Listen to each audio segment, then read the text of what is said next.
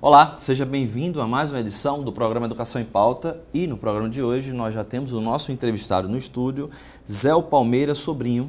Ele é juiz do trabalho do Rio Grande do Norte, professor da Escola Superior de Magistratura do Trabalho, professor doutor da Faculdade de Direito da Universidade Federal do Rio Grande do Norte, membro pesquisador do Observatório Boaventura de Estudos Sociais da UFRN e coordenador do Grupo de Estudos Seguridade Social e Trabalho, o Grupo Gesto, também da UFRN, e recentemente participou de um evento sobre o debate deste projeto do programa Futurice do governo. Seja bem-vindo, professor. É uma satisfação estar aqui e principalmente para debatermos um tema que tanto inquieta a nossa sociedade e que está relacionado ao futuro da nossa educação. Professor, a primeira pergunta, antes de entrar no Futurice, nesse programa, né, que está em consulta pública ainda, até alguns dias de agosto, queria conversar sobre essas medidas provisórias, projetos de leis, ações, simplificação da mídia de coisas da área da própria educação. Agora a gente vem em mais uma consulta pública sobre isso. Na verdade, a crise da educação é muito mais do que crise, é uma política de desestabilizar a área da educação. Como é que o senhor vê esse contexto social? Ela é intencional, né? Principalmente porque ela se dá num contexto de pós-consenso de Washington, em que, acima de tudo, é preciso intensificar a mercantilização do bem social e educação, de modo a permitir uma apropriação do capital pelo mercado privado com a categoria do bem social e educação. Então, e isso era bem previsível diante do contexto político que nós estamos vivendo desde 2016, em que o mercado passa a ser o protagonista e a proposta é de um Estado mínimo, de um Estado que não investe em políticas públicas como no estado de bem-estar social e que cria para nós uma perspectiva nova baseada no protagonismo do mercado. Professor, antes de entrar, mais uma vez eu cito dessa forma esse projeto, o Programa Futurice, quer dizer, a gente vem em sucessivos ausências de ponto de respiro sobre o nosso próprio fazer, né? Algumas medidas e decisões estão sendo muito rápidas. Nós acabamos de ter uma redução significativa de 30%, né? Que para alguns é corte, para outros é contingenciamento. Já vem mais um programa como esse, como é que sobreviver ou passar a discutir assuntos como esse junto com a comunidade, tendo em vista que o Futurice não foi um programa que teve a consulta popular dos professores e dos funcionários que trabalham na educação. Essa tem sido uma constante durante esse projeto de governo e também durante o governo do Michel Temer. Ou seja, asfixiar principalmente os setores que trabalham com políticas públicas dos bens sociais, e isso tem início com a emenda 95, que contingenciou por 20 exercícios financeiros os investimentos em bens primários, além de outras políticas que vêm reduzindo a capacidade de investimento no social. Para nós termos uma ideia, nos últimos 6 meses, só da área da educação, houve um contingenciamento de 6 bilhões de reais. E hoje o governo acaba de anunciar que teremos um outro contingenciamento do orçamento de 348 milhões. Então, são medidas que se sucedem e que tentam asfixiar o próprio funcionamento do setor social, das políticas públicas, e que desafia também uma organização da sociedade para um enfrentamento e uma resistência. Professor, inevitavelmente os telespectadores são heterogêneos, né? São aqueles que terminam comungando com essa defesa do patrimônio, da escola pública gratuita e para todos, e aqueles que têm uma aptidão mais voltada para esse conservadorismo desse tipo de governo que está aí. Então, como é que a gente pode passar para quem está em casa de que realmente decisões como esses cortes podem influenciar na nossa sociedade do ponto de vista para a garantia desses direitos que acontecem até hoje, por exemplo? Claro, a educação pública e gratuita, ela, acima de tudo, tem um compromisso direto com a inclusão social e principalmente com o combate às desigualdades regionais, como nós temos aqui no país. Então, Na medida em que o governo ele institui um programa como esse Futurice para captação de recursos vinculado ao ranqueamento das instituições federais de ensino superior, baseado na produção de patentes, baseado na atuação de startups, de empresas júniores, ele desiguala essa alocação de recursos e vai terminar concentrando os recursos da educação nas grandes universidades, né?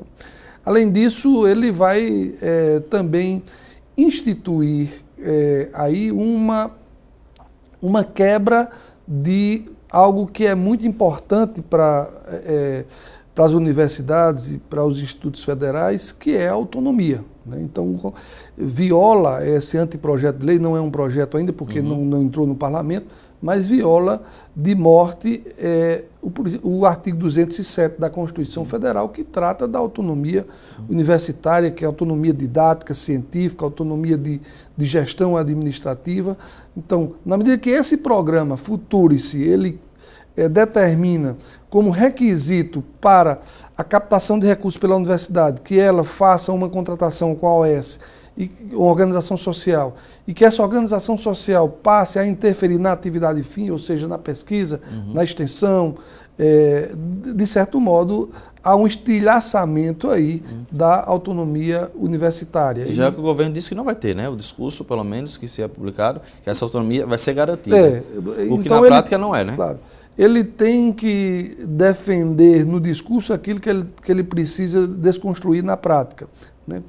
Então, não há como, por exemplo, se falar em autonomia universitária, se um dos requisitos para a adesão ao programa, e é um programa de tudo ou nada, porque não se admite uma adesão parcial, um dos requisitos é que haja um ranqueamento, um monitoramento das atividades de pesquisa e extensão controlado pelas organizações sociais, né? Então, quando o artigo 209 da Constituição Federal diz expressamente que, em razão da autonomia universitária, é a própria universidade a quem incumbe monitorar e avaliar o seu desempenho. Então, nesse sentido, eu vejo que o governo ele quer, com esse anteprojeto, desconstruir uma estrutura jurídica, né, de autarquização, ou seja, vai ocorrer aí uma desautarquização da universidade, já que ela tende a perder a autonomia. E o que eu acho mais grave é o risco da despatrimonialização das universidades. Por quê?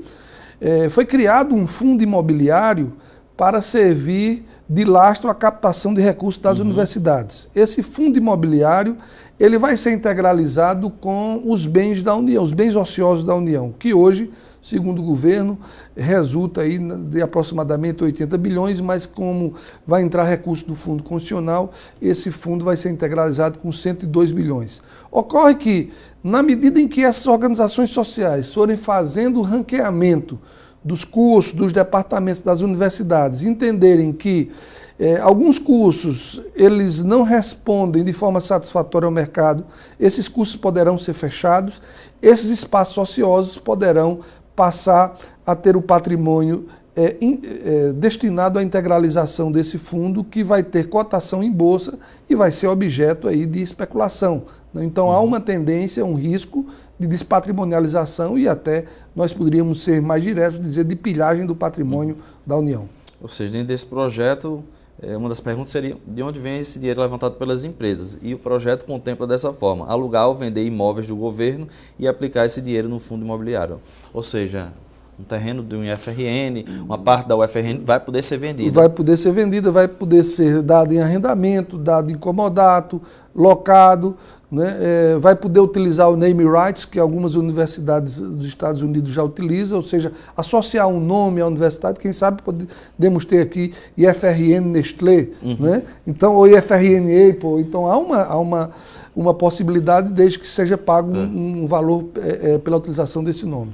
Permitir, o senhor está colocando, inclusive que essas empresas coloquem o nome em salas, prédios, campi de faculdade. Então, quer dizer, em que medida isso vai afetar a autonomia científica de instituições, né? Por exemplo, O FRN tem parceria com a Petrobras, criou um instituto de pesquisas nessa área, mas tem a sua autonomia, né? Sim. E até um certo ponto pode quebrar, mas dessa forma as instituições federais, ou seja, os IEFs, as universidades vão passar a estar à mercê dessas instituições. É isso? É verdade, porque elas vão fazer contratos e se tornarão servas dessas cláusulas contratuais, né?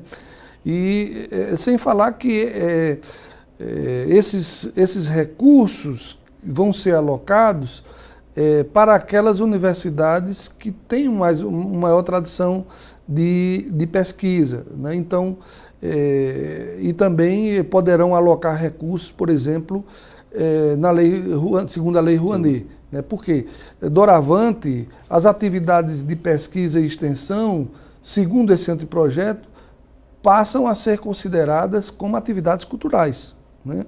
De modo que as universidades podem buscar os recursos da Lei Rouanet e, com isso, haverá, obviamente, um esvaziamento dos recursos para a própria cultura. Ok, professor. O senhor falou aí essa questão constitucional, né? De que forma a própria Andifes destacou em uma publicação nesta semana que esse projeto ele esbarra em 16 leis vigentes hoje, né? Dentre as quais aquelas que exigem que a União assegure os recursos financeiros para que as universidades funcionem. Então, quais são as outras características que essa lei termina infringindo esse direito universal da educação para a nossa sociedade? Olha, na realidade, ela afeta 17 leis. Inclusive, a começar pelo texto constitucional, né, dos artigos 206 a 209 da Constituição Federal, que tratam da autonomia, né? A Lei de Diretrizes e Bases da Educação, que também se baseia na pluralidade, na diversidade. Então, na medida em que eu direciono todo o foco da universidade para a produção de conhecimento voltado para o mercado, eu estou rompendo com a pluralidade que a Lei de Diretrizes e Bases da Educação exige. Estou rompendo com uma ampliação de conhecimentos que deve contemplar não só o pilar do mercado, mas também o pilar da sociedade. Professor, em linhas gerais, para a gente passar para quem está em casa, esse projeto, né, em que medida ele vai garantir, né, ou não que essa oferta da educação ela passe a ser privada ou não? Né? Porque há exatamente, e até o senso comum critica bastante algumas decisões do governo, né, dessa própria plataforma, de que a ideia era privatizar. Como a questão não foi tão oficial, então vamos tentar fazer de outras formas. Bom, é importante o telespectador entender, né, e nós da sociedade, das universidades, dos institutos federais, que uma instituição, antes de ser privatizada, ela se torna privatizável. Né? E essa estrutura de captação de recursos no mercado, ela é uma forma também de desconstruirmos e de violarmos todos os princípios da administração pública, né, em relação ao sistema educacional, princípio da legalidade, da impessoalidade, da moralidade, da publicidade, da eficiência.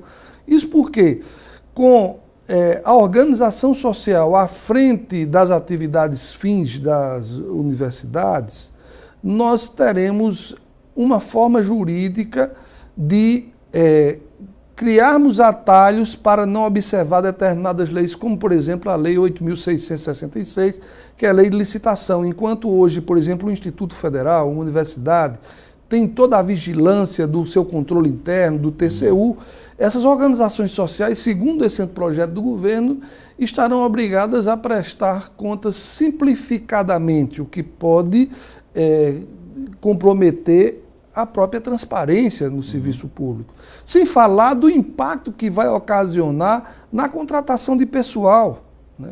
Tendo em vista que os professores e servidores serão contratados doravante sem concurso público para contrato temporário e no sistema de CLT, né? O que vai ferir de morte o artigo 37 da Constituição Federal. Então, todos esses atalhos são uma forma para retirar a transparência do serviço público, né? E também para criar um clima de carreirismo e competitividade dentro das universidades. Isso porque A remuneração dos professores, né, segundo esse anteprojeto, ela vai variar conforme a produtividade dele para o mercado. Se ele tem uma produção maior de patentes, se ele desenvolve pesquisas mais voltadas para o mercado, ele vai receber bônus salariais, inclusive que, segundo o anteprojeto, não vai incidir nem os encargos sociais, não vai incidir previdência, não vai incidir imposto de renda, o que mostra que haverá aí uma espécie de darwinismo acadêmico e somente aqueles cursos que realmente podem ofertar um produto ou um serviço para o mercado, que subsistirão. Cursos teóricos, certamente serão, espero que não, mas a tendência é que serão desprestigiados e até fechados. Ok. Professor, a gente vai fazer um breve intervalo e volta a conversar sobre esse projeto. E você de casa não saia daí. Já já a gente vem com o segundo bloco do programa Educação em Pauta. Até lá.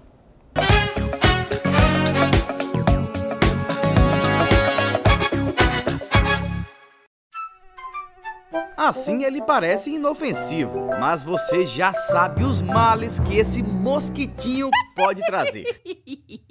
Por isso, todo cuidado é pouco para que o Aedes aegypti não se prolifere. Aí vão algumas dicas. Verifique caixas, reservatórios e depósitos de água. Eles devem permanecer limpos e lacrados. Deixe o terreno limpo de copos plásticos, pneus, sacos de lixo. Não parece, mas eles podem ser criadouros do mosquito. As calhas dos telhados devem estar sempre limpas e desentupidas. O acúmulo de água é um local ideal para o Aedes aegypti. Coloque telas nas janelas da sua casa. Isso evita visitas indesejadas ao longo do dia. Ter bichinho em casa é bom, mas lembre sempre de trocar a água dele e de lavar o recipiente. Caso tenha alguma dúvida, entre nesse site ou ligue para esse número. É o seu canal de comunicação com o governo federal. No IFRN, todos os campos estão engajados na luta contra o Aedes aegypti. Isso porque a gente sabe que para vencer essa guerra, cada um tem que cuidar da sua parte. Entre na luta você também e prove que um mosquito como esse não é mais forte que um país inteiro. É o IFRN na luta contra o Aedes aegypti.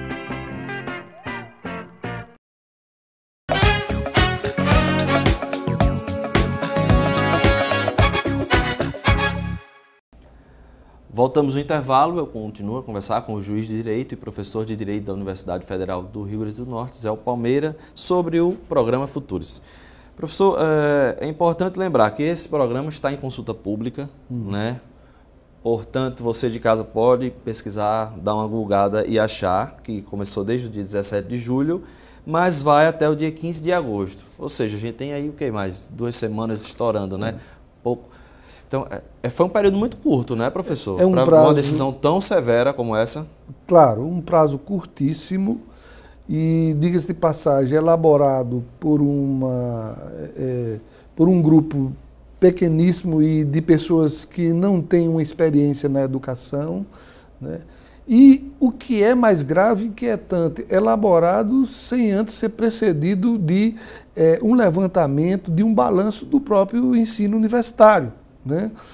E construído muito em bases equivocadas e até, eu diria, de achismo, com deflexão, né, da verdade, né? Como, por exemplo, o secretário do Trabalho, o secretário de Educação, né, secretário nacional de Educação, o Arnaldo Lima, ele diz que as universidades norte-americanas elas sobrevivem do recurso que é captado no mercado privado. Então, é importante separar no universo das universidades norte-americanas que existem as universidades de ensino e existem as universidades de pesquisa, né?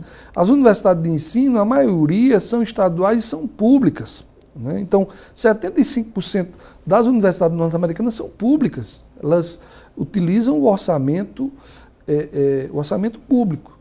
E somente universidades de pesquisa, são poucas, como Harvard, que tem um sistema de captação muito amplo, né, e que Harvard não pode servir de parâmetro para as universidades dos países periféricos, né? Há um jornalzinho da USP do mês de maio, do 24 de maio, que é um balanço sobre as principais universidades no Ocidente, em que mostra, por exemplo, que na Europa, né, 87% das universidades são públicas, né, e vivem dos orçamentos públicos. E hoje, as nossas universidades, elas captam recursos, né, mas só que esses recursos são recursos orçamentários que elas não podem, por exemplo, utilizar para fazer face à manutenção dos seus serviços. Esses são recursos que vão direto para o Tesouro Nacional. Então, sem falar que nós temos, sim, já universidades modernizadas, institutos federais muito avançados em pesquisas, né, e que nós não precisamos necessariamente de um aporte maior do mercado do que nós temos hoje. As parcerias já existem, né? Já existe um grau de inovação muito grande nas pesquisas da universidade. O que não pode é se discutir um problema de captação de recursos da universidade, primeiro sangrando as universidades. No momento em que há um contingenciamento e não se cuida do presente, como é que eu vou me debruçar sobre o futuro se eu sequer estou dando uma solução para resolver no presente? Né? Sem um diagnóstico dos verdadeiros problemas do sistema de educação, né? E com um prazo curtíssimo para a própria sociedade se debruçar sobre isso e poder opinar, né? Então, é claro que hoje o grande desafio da sociedade, dos institutos federais, das universidades federais, é que a gente vá para dentro do parlamento brasileiro, que a gente entre em contato com os deputados, com os senadores, que a gente faça também força nas redes sociais. Nas redes sociais, vá para as ruas também, para mostrar a importância da educação pública, que é uma educação de inclusão. O mercado não tem essa preocupação com inclusão social, né? Então, imagine aí que interesse nós podemos encontrar no mercado para discutir, por exemplo, doenças que afetam populações pobres, discutirmos questões como o próprio projeto de civilização que queremos, né, já que isso não tem um interesse imediato do mercado. Então, todas essas questões estão fora do mercado e são de interesse direto da sociedade, e por isso que é preciso essa vigilância e esse envolvimento da sociedade no combate a esse programa. É muito sério, né? Há muito pouco tempo o próprio governo debateu, sobretudo na área de saúde, para construir a rede ABSEC, a Empresa Brasileira de Serviços Hospitalares, né? Então, por que não fazer isso, né? Isso. Enfiar de goela abaixo. Inclusive, Bruno, o Futurice, ele reserva um futuro não muito promissor para a EBSER, né? Já que ele determina que os hospitais universitários deverão, doravante, atender planos privados, né?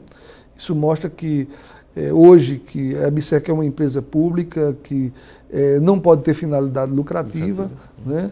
E que presta um serviço de extrema relevância, vai ter que ocupar seus leitos, né, com atendimento ao setor privado.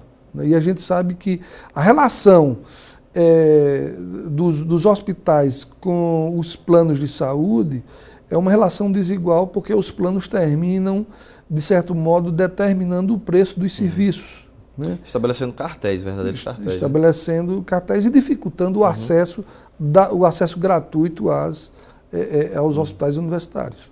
E essas organizações, OS, né? Quem serão?